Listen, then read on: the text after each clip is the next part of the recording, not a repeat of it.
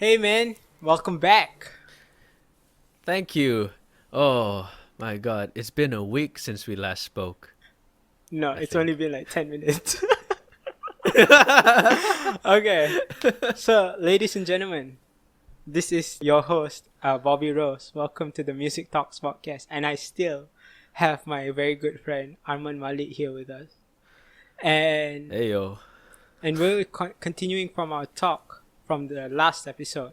So in last episode, if you missed it, we were talking about what is jazz, the different patterns of jazz, the idea of soloing, the idea of playing different melodic lines and so on.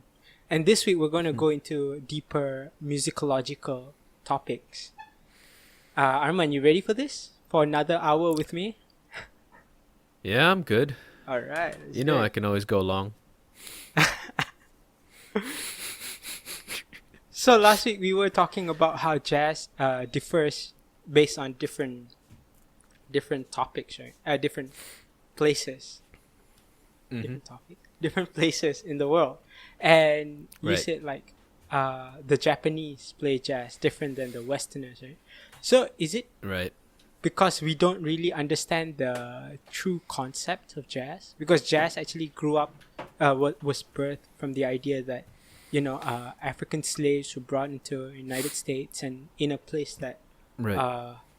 that was comprised of Italians and Africans and Creoles, like French people. Right. And the idea that it's more of especially with blues, they're talking about their sorrows and their depressions and all. Is that why there's differences in playing jazz? Do you think so? Yeah, pretty much. Like I think to just put it shortly and sweetly, like bluntly, we will never understand the plight and the troubles and the oppression that African Americans go through, especially when it dates back to when they were slaves, when their ancestors were slaves.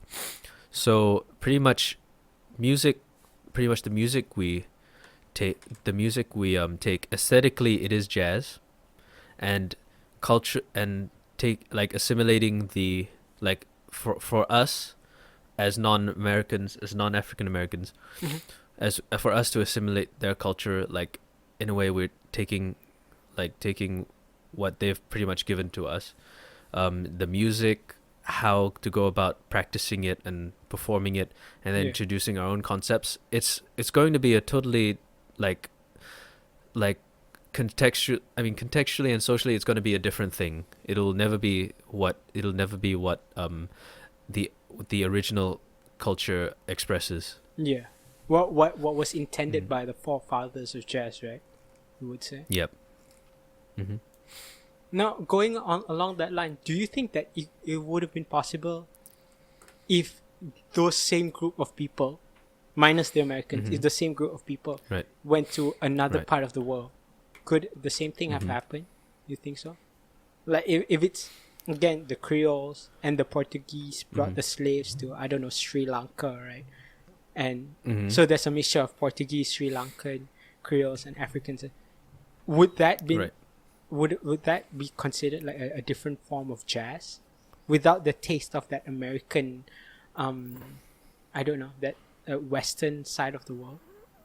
Are we taking African ethnicities into context as well? Yeah, yeah, In this context, it would be different because without that European element, you would be witnessing a type of jazz that has not seen Western instruments, like European instruments, like the clarinet or the trumpet or the trombone. Though those are all American, and those are all European inventions. So without that, it would be seen as a type of otherworldly, as a world music, sort of in a sense to what Bornean or traditional Malay instruments are like. Yeah. So yeah, it would be a totally different style. It wouldn't be jazz because one, the European element is essential in that you have to remember that the Europeans are what colonized the entire world, That's true. and a lot of the global networks and a lot of the common instruments that we see, a lot of the foundations that foundations in terms of instruments and how each country is governed essentially is based on that Western template, the template of Western civilization. So essentially, yeah, it would seem more remote than it would be widely available if we were to see jazz flourish in a different country other than America. But yeah, I was just thinking, what if the Creoles, the French descendants, the people of Europe that combined with the people of Europe with descendants born of mixed blood with Africans, right? Creoles, the people of color. What if they weren't Americanized? Would it still have happened? Because I'm trying to wrap my head around the fact that American view, that Western view, is a very prominent concept in the birthing of jazz, in the inception of jazz.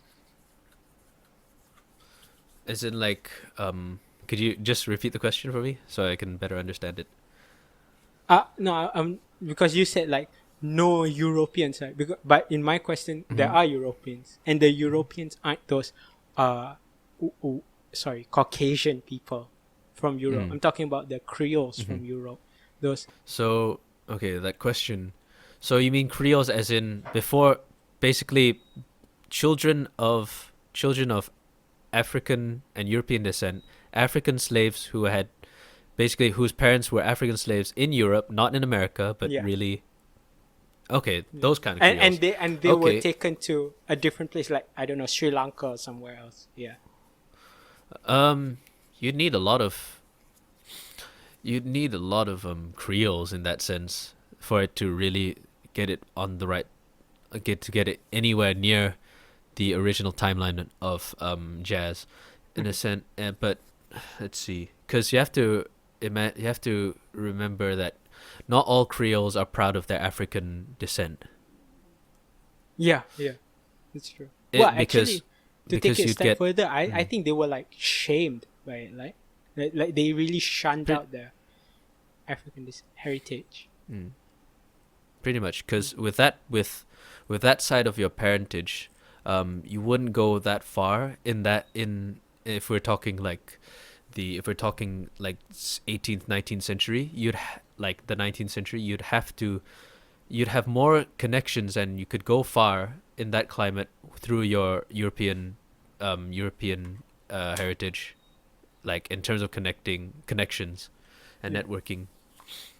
So for Creoles to go to a remotely different place like Sri Lanka, I mean, you can form jazz, but then there's also, I guess there's another factor into thinking like, why the heck would we do that? Because you have to remember, like, why on earth would I inadvertently make a jazz style? I mean, you'd have to colonize Sri Lanka first. Yeah. And then you'd have to have a diaspora of Creoles, which it's hard unless you're talking about a Creole aristocracy where you have Creole aristocrats. Yeah. Like, of course, you have, like, we're thinking 18th century, you're thinking growing middle class. When you get to the 19th century, business is booming with the Industrial Revolution. Yeah. So in a way, like any other place other than America, like let's say Sri Lanka to a lesser extent, it can be a way in that timeline or in this alternate universe. You would see Sri Lanka as a form of like sort of out of third world status and somewhere between something like Singapore. It would be Sri Lanka would have been what Singapore is today, in a sense. So yeah, that's the only way I can ever see something like a what do you call that? A carnation of jazz in this alternate universe. Yeah, and I totally understand what you mean. It's just that I'm trying to gauge if that Americanness plays a big part, because my follow-up question is, what do you think it'll look like from a Malaysian perspective? Because imagine if I don't know if you know this book by Sarkisian. It's about the children of Albuquerque. You know that book? Children of Albuquerque? No, Yeah. I've yet to have heard of it. So there are children of, I mean, not direct children of Alfonso de Albuquerque, of the man that, the Portuguese people that colonized different parts of the world. And there was a whole book. And there was a whole chapter, I think, or a part of a chapter that talks about the children of the Portuguese descendants in Malaysia, of course, in Malacca. And the obvious question that comes from that is, if, let's say, the Portuguese, right, combined with the Creoles, combined with the British that came to Malaysia, combined with the Japanese that came to Malaysia, and Malaysia's also, would there be another form of jazz? We won't call it jazz. It would definitely not be what jazz stands up to be. But is it because we are so non-Westernized? Do you think so?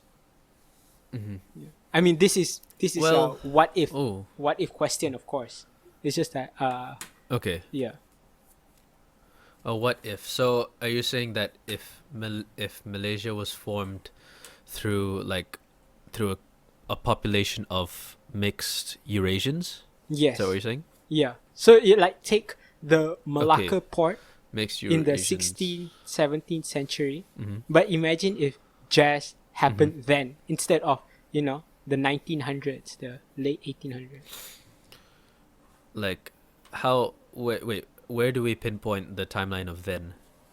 1600s, 1700s. Like during the heyday of Malacca's ports, being very bustling with business and mixed heritage. Okay. Because essentially, if you think about it, it's also a melting pot of culture, because that's where jazz came from, right? Yeah. Right. That's true. Yes, New Orleans was a multiple ethnicity culture. What we call rojak, they call it gumbo. So okay, in that sense, if it were to happen during the golden age of Malayan colonization, Malaysian colonization, it'll be a typically a remote style of playing. The Japanese have their own thing going on. Yeah. I mean, you have to remember at this time period, if we're talking Japanese as an example, wouldn't they be practicing closed door policy at the time? Like, just no one entering the country whatsoever? Oh no, unless you're talking. Yeah, I meant the Portuguese coming, and then Parameswara and Malacca coming on, and then if the music started from there, and then it grew with the multiple invasions, and then the Japanese, and then the British, but that music grew and grew and grew, because essentially I guess it'd be like, if you're talking instrument wise, like it also has to depend on what instruments each culture would bring. If we're talking the 1600s, 1700s, like, okay, so we're thinking 1600s, this is when this is where we're talking about the best place to be in. There are two cities that are prominent in those periods. It had to be Vienna and London. Yeah. So if we're talking Portuguese, you'd probably still have God knows, because it was the Portuguese that brought the keroncong, that brought in the instruments that spurred on the keroncong tradition in Indonesia. Yeah. And then I guess you'd have string instruments from Portugal. You'd also have string instruments from England because it was the Baroque period. And you also have string instruments from the Asian countries, from the movement of the Silk Road all the way down south. Yep. That's right. The Arabs, of course, because at that time, around the 1600s, that was also around the time where Islam had already permeated into Malayan society. So, man, that's gonna be like, I can't imagine what kind of music would have come about, but it would be like jazz. But then, in terms of improvising, because being a slave, because being slaves is not the same as being colonized. Let's That's true. let's put that straight. Yeah. You don't have, because with jazz, it's essentially a new culture that you make in a land unfamiliar to you. As a colonizer, the culture never goes away. You can't forget your culture in a land that you're native to. Yeah. Your roots are still stemmed in that land. Yeah. Exactly. Uh-huh. So yeah, it's essentially a different type of music, where you are not it's not music born from African slaves. It's born from, in this alternate universe, it's born from Malaysian, colonized Malaysians, Yeah, yeah. essentially. Yeah. That's true. So yeah, I guess you could say it's at the root of it. It's a completely different philosophy. That's very true, yeah. Didn't think about that.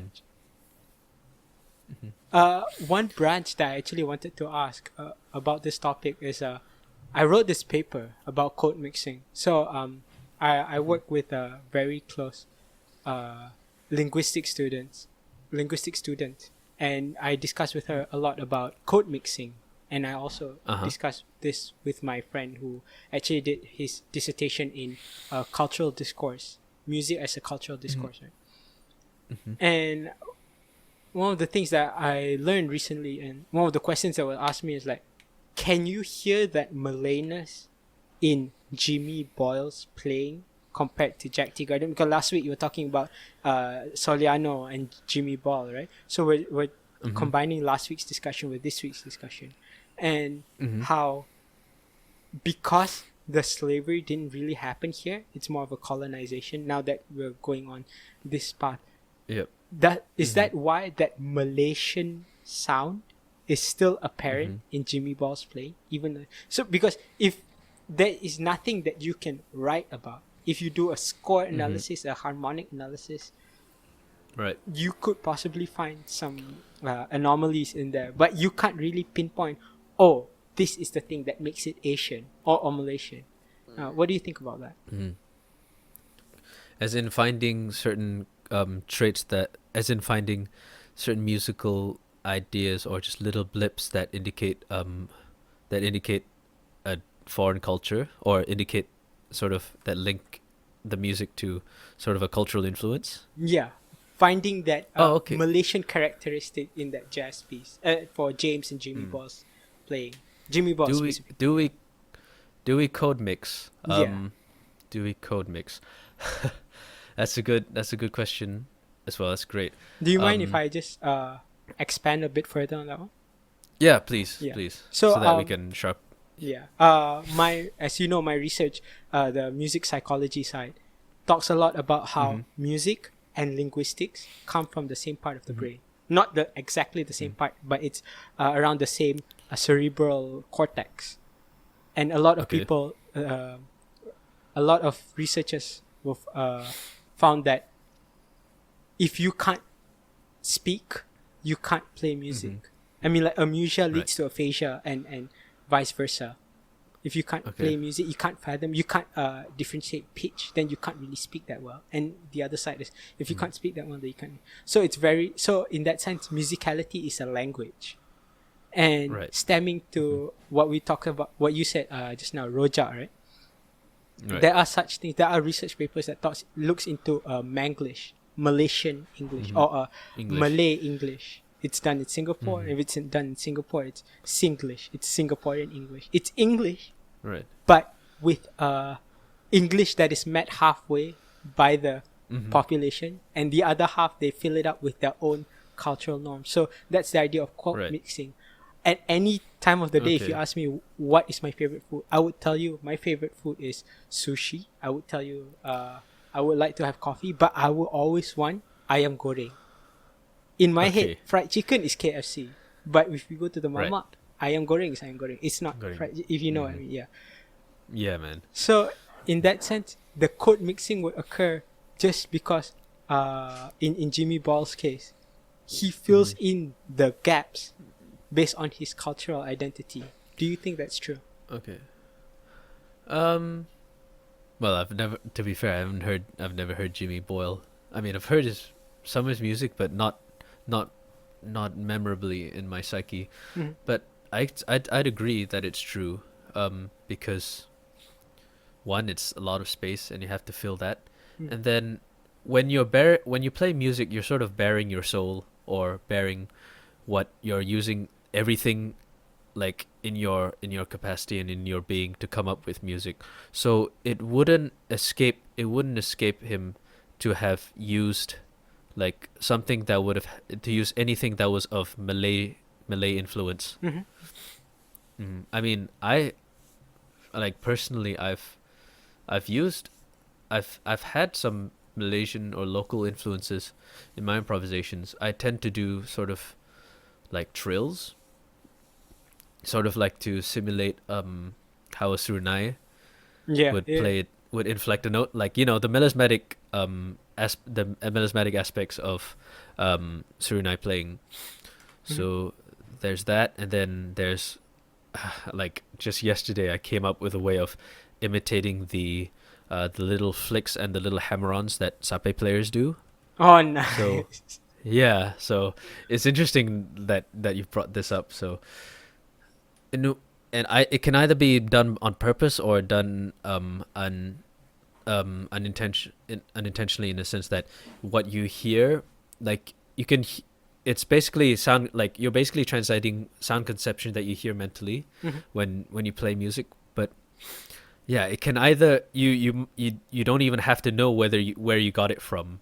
You just happen to hear it. All it takes is for a certain music to be heard and listened to long enough, so that it just is stored in the subconscious. And when you play it, and people, like, you play it because it sounds nice, and then when people study and analyze it, and they come back to you and say, "Oh, you've got this so and so kind of influence," and then you're like, "Really? I didn't know that." Yeah. Yeah. Yeah. And I like when you say that. It reminds me of an interview that somebody had with Jacob Collier. So people were asking him like, "What's this chord you played? This. How did this melody move? Oh, it moved like this. Why did you do this quarter? I can't remember what it's called. Quarter semitone, quarter tone downwards or whatever." Okay. Yeah, and his Okay. yeah, and his response was simply, "Oh, because you study the music, I don't. I just play whatever I want to play." Because there was this one video, like he was like breaking down the semitone into like 4 different tones, but it's still. Oh, is this the June Lee interviews? I think so. Yeah, the one that was Yeah. an I've informal. I've seen it as well. Yeah, Mhm. and it's interesting when you coming back to that question. Like, it's interesting when you say that even you subconsciously would solo according to your roots, because it just seeps out. You know what I mean? It just sort of seeps Right. out. And It seeps out. yeah, would do you think that in a non-jazz perspective, would you think that that's also why we speak differently from other people when we play classical pieces as well? The most authentic level, going on Stockholm 1996's research of authenticity, the most authentic level somebody can play a fugue, Bach's fugue, right? Is a German player, Right. or a European player. Now after that would Right. be those Caucasian descent, and then we're like one of the least, like all the way down there, because we don't know what it's like to be at that I don't want to even say elitist level because it's disgusting, but because Okay. we speak very differently from them. So do you think that this has like ties into what you're talking about just now? Because it just subconsciously, naturally comes to you, however you play. Oh, in terms of, are we talking about interpreting classical music in a sense, or are we like playing music in general? Because playing classical music, there's already like an established way of playing it, regardless of what culture you're from. Yeah, I'm talking about the musicality, our code, our language, our musical code. It differs from place to place just because of our heritage. Okay. Well, yeah, I'd say it's different because one, I don't think because there's not one music system that everyone adopts, and even if there was, I'm pretty sure there'll be departures big or small from it, Mhm. and those differences can amount to a lot. Does that answer your question, or is there anything part of that answer that I should expand? It's totally up to you. Okay. But that, Yeah. yeah. But No, it does answer the question. The fact that okay. it depends on actually the culture, and it doesn't matter how much you actually lock it down, how much you actually make it into a doctrine, a quote unquote doctrine, because even the best kind of music is written down, you could still play. Claire de Lune might not even be about the Lady of the Moon. It could be a lady called Moon. It could be the lady by the moon. It doesn't matter how it was written down. No matter how like Claude Debussy will actually write down. Okay, make sure you play this note specifically this way and this note specifically with this tone. You could still, because that's the artistic, expressive side in music. That's true. Yeah. Yeah. Essentially, yeah. If you're performing someone else's work, you will probably never get it as any closer to what the composer intended, and there's a special time in music where you still had composers that were living at the time of musical recording, because I think I've heard because I believe people like Ravel, I believe at the turn of the century when recording technology was coming together, you had people like who were students of Liszt, who were students of Debussy or Ravel, that were like, or even Stravinsky, people who were able to interpret the music like just purely and correctly simply because they were studying with those very same composers. Yeah. So like, I mean, with sheet music can only do so much in terms of communicating the concept and the idea of, or the intentions of the composer, but like the best anyone has ever come close to replicating the composer's intentions was during that period when musicians were recording with the influence and with the overseeing of the composer Themselves, yeah. It's like direct mentorship, right? Exactly.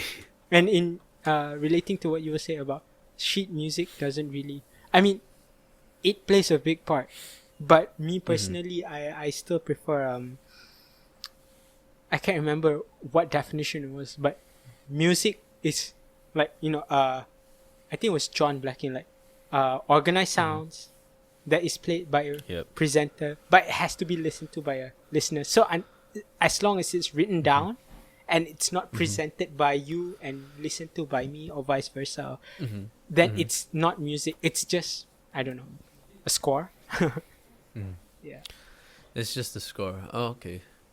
Yeah. You know what's funny? There was a time when earlier this year I was reading you heard of this book called Effortless Mastery by Kenny Werner? Yes. Yeah, I think we talked about that. Yeah. His concept about the musician serving as a musician isn't a musician, and like where you say the musician isn't a musician unless he has a listener. The thing is, he doesn't believe in that. He actually thinks that draws parallels. He draws an example whereas think about going back to the first musician. I mean, obviously we'll never know if there were musicians without listeners, and I'm pretty sure there were, in the sense that he was only like he who plays for himself, so he himself is the player and the listener. So like with no, like, let's say like cavemen drawings in a sense, but for music. So he wouldn't have any example or any standard to go up against, because simply he was the progeniting standard. He was the origin. So he could simply say that he was the best. That's true. In that specific music, that specific kind of music. But I guess it also follows the philosophical question of, if a tree falls in the forest and nobody's around to hear it, did the tree actually fall? If he sounds like a Dear Evan Hansen reference. Yeah. I mean, like, tagging along in this topic, like, if that person actually played music for himself and nobody was around to hear it, do we actually know that Right. he played music, or did he Oh just no. write music? Which is a whole different conversation. I don't think we have. Unless he wrote it in a diary to leave behind, and he said, "Yeah, I played music. I played a few sounds on my instrument at this certain time and Yeah. place." Yeah. Then Unless heck yeah, we've got history. yeah, that's true. Right. So that's all the questions that I got for you. What? So going from here, like what do you think like everyone can do with all this information that you and I talked about? We're talking about like what is jazz, the sociology of jazz, the ethnomusicological side of it, and the conceptual nature of jazz. Like what do you think is the next step that all the listeners can do, and even I can do, to improve jazz? Okay. Not just Well, playing, in but terms jazz of itself. well, okay. Well, like I said in the last podcast, the jazz tradition is steeped in like is steeped in a lot of preparation, the preparation stage. So it's a lot of self study. It's sort of like it's a fulfilling quest of knowledge and just cultural understanding. I think if you pretty much so from here, I guess you could say study the language, as in study the history, study your favorite players, like at least study the ones you like to listen to, preferably people from olden days, like whether it be Lee Morgan or Charlie Parker, or Miles Davis, or even Sonny Rollins. Just go through that and then you go backwards. So it's also best to go to jam sessions and just hang out. Know what is wrong, address it with your fellow musicians, like for them, lest they not know any better, so that it's gonna take years before you could get it culturally right. Maybe we'll never be, but maybe that's what's different or unique about Malaysian culture. There is no knowledge without ignorance. That's true. Just as much as how there's no significance in light without its doubt. absence. So that, and then ethnomusicology. Yeah, studying this goes back to the history and how just remembering how the whole culture of Europe has played such a domineering role in all facets of worldly subjects, whether it's like music or art. That was pretty much the template that we had no choice. Like colonization, like the effects and how it has shaped our society, as much of a bad thing as it was. Yeah. But here we are. And then understanding different cultures. I think there's a need for cultural empathy, and for Malaysians who boast a multinational society, a multi-ethnic country, and for a country like us who boast about being being racially accepting and all that. I think there's a need for that. It shouldn't be just a slogan. It shouldn't be lip service. Yeah. And then jazz as a concept. I think it's pretty much a lot of understanding what, like, if I could just summarize everything that people should take from here, it's understanding what came before. It's really going back to looking to what came before, like looking back to the past, and acknowledging and just reflecting on what we could do, what you could do better. So you really can't move forward unless you understand the history.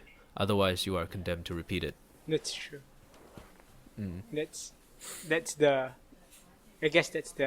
the root of all historical research, of all historical learning. So thank you so much, buddy, for being on the show again. You're most for welcome. The third time, and sharing with us all your knowledge. And I really hope that everything goes well with you on your performing Oh, thank and your you. recording side. Thank you. Yeah. Ladies and gentlemen, my name is Bobby Rose. Thank you so much for listening to the second part of the Jazz Talk with Armand Malik. This is the Music Talks podcast, and I'm your host. And this is us signing off. See you next time.